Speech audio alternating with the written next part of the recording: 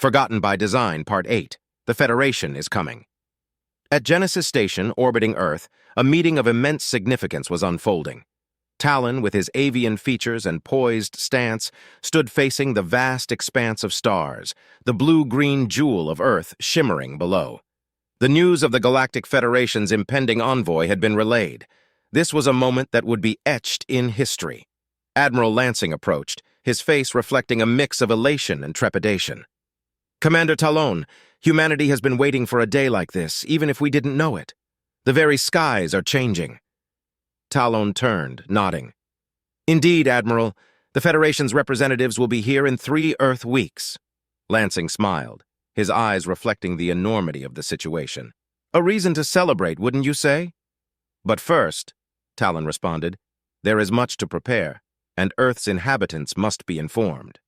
"I've already contacted the United Nations Secretary-General," Lansing mentioned, tapping his communicator. "She's on her way and wishes to speak with you directly. We're considering a global introduction to you and the incoming envoy from the station." Talon's eyebrows raised in surprise. "A live broadcast to your entire population? That's a bold move, Admiral."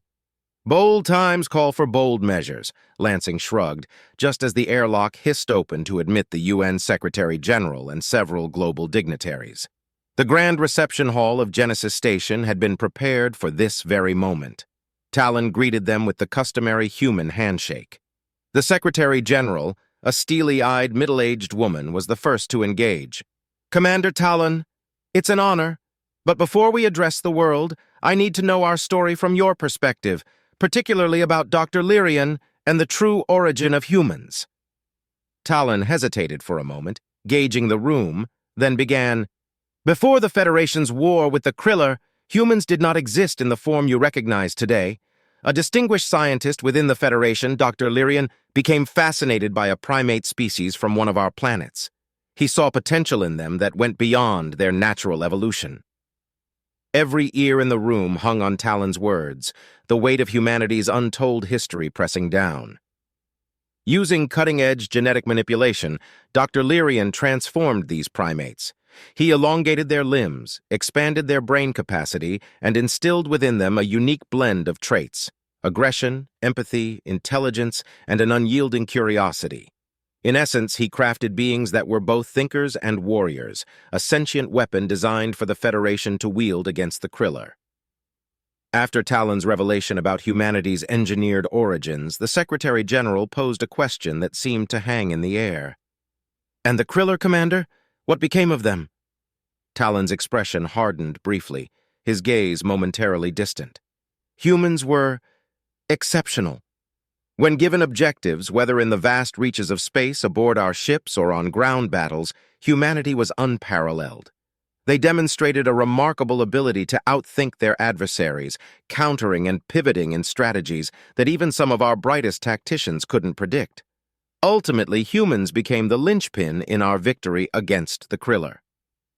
The room remained silent, every person hanging on his every word, absorbing the gravity of humanity's role in a cosmic war. Talon sighed deeply. However, once the war ended, a dilemma arose. Humanity had been so effective, so lethal, that their mere existence became a point of contention. Some factions within the Federation argued that humans, with their sentience and demonstrated might, should be granted recognition and a place among the stars. Others, fearing their potency, wanted them contained. He continued, "After heated deliberations, a compromise of sorts was reached. Humans were transported to Earth, a vibrant world teeming with life, and left to their own devices, unmonitored, unsupervised, and essentially abandoned.